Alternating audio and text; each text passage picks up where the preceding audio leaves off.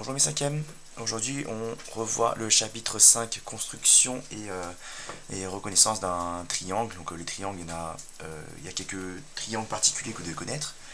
Les voici, triangle isocèle, rectangle, équilatéral. On peut très bien avoir un mixte de isocèle rectangle, qui s'appelle isocèle rectangle ou rectangle isocèle, peu importe.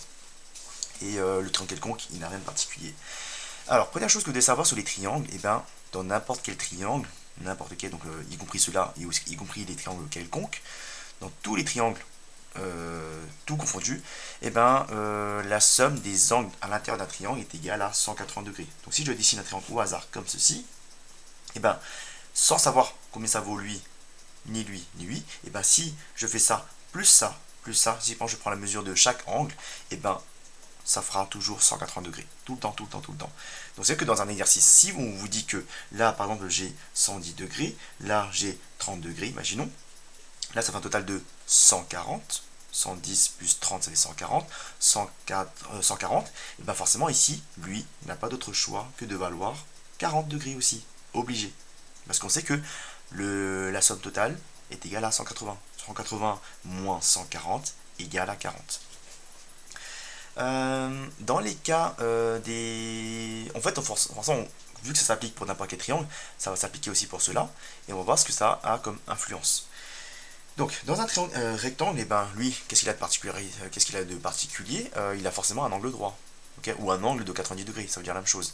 Donc, ça, c'est un angle droit. Là, juste une question de vocabulaire, là, vous avez l'hypoténuse, ici. Ça s'écrit comme ceci. Hypoténuse. C'est le côté le plus long ou le côté opposé à l'angle droit. Et si vous avez, par exemple là, vous avez forcément un angle de 90 degrés. Si là, par exemple, j'ai, je peux dire 70 degrés, par exemple, et bien on sait que la somme des angles est égale à 180 degrés. Donc lui, il vaut 90. 90 plus 70, ça me donne 160. 160 plus combien égale à 180? Forcément, c'est 20. On peut deviner que ça fait 20. Faites un petit calcul proprement. 180 moins 90 pour l'angle droit moins 70 de l'angle visible ici égale à 20 degrés. Donc 20 degrés, c'est l'angle qui est là. Ensuite, pour un triangle isocèle, qu'est-ce qu'il a de particulier lui? Eh bien, il a deux côtés de même longueur. Okay, je mets le codage ici, donc ce côté-là est aussi long que celui-ci. Ce qui fait de lui un triangle isocèle. Donc là, on dit que ça, c'est le sommet principal. C'est le sommet principal. Ça, c'est la base du triangle isocèle. Donc là, dans un triangle isocèle, on peut parler de base et de sommet principal. D'accord? Ça, c'est le sommet principal. Mais dans un... Là, on parle de l'hypoténuse. Donc à chaque fois dans un triangle, qu'on parle de triangle rectangle ou de triangle isocèle, ben, faites bien attention, on ne parle pas du même vocabulaire. Là, il y a l'angle droit, donc il y a une hypoténuse. Là, il n'y a pas d'hypoténuse. Il n'y a pas de sommet principal là. Si ce n'est l'angle droit. Donc là, un sommet principal et là, la base. Okay, et bien, en fait, on peut dire que à la base, donc les angles à la base, dans un triangle isocèle, sont de même mesure. Vu que là, ces longueurs-là et ces longueurs-là sont les mêmes, et bien forcément, les angles ici sont forcément aussi les mêmes. D'accord? Ça, c'est une propriété à connaître. Si là, on vous dit dans un contrôle que ici, là, par exemple, j'ai, on va dire, je sais pas, on va dire 30 degrés, imaginons, et bien ça veut dire que à 180 degrés, la somme totale, 180 degrés, je retire 30 degrés, il me reste 150 à partager en deux parts égales. 150 en deux parts égales, ça fait 75 degrés. Donc lui, il vaut 75 comme celui qui est juste là à droite. Okay, donc je répète.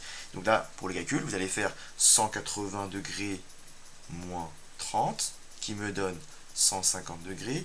Vu que c'est un triangle isocèle, alors les angles à la base sont de même mesure. Et bien sûr que lui, il vaut autant que lui. Et bien 150, on partage en deux parts égales, d'où la division. On divise 150 en deux parts égales, ça me donne 75 degrés. Voilà ce qui justifie ça. Si vous avez un autre triangle, je vais le faire ici pour que vous voyez bien, un autre triangle ici. Cette fois-ci, on dit qu'à la base ici, par exemple, j'ai, je sais pas, on va dire 80 degrés, par exemple, 80 degrés. Si j'ai 80 degrés et que là j'ai un triangle isocèle comme ceci, donc forcément, juste à côté ici, j'ai 80 degrés aussi.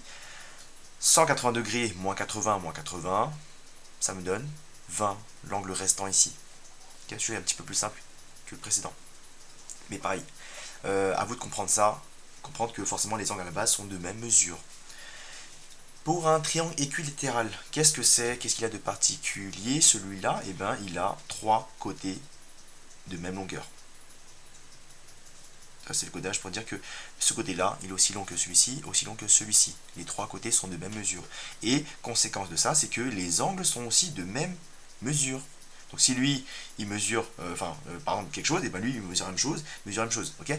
Et faites bien attention, il n'y a pas 1000 possibilités, vu que la somme des angles est égale à 180 degrés.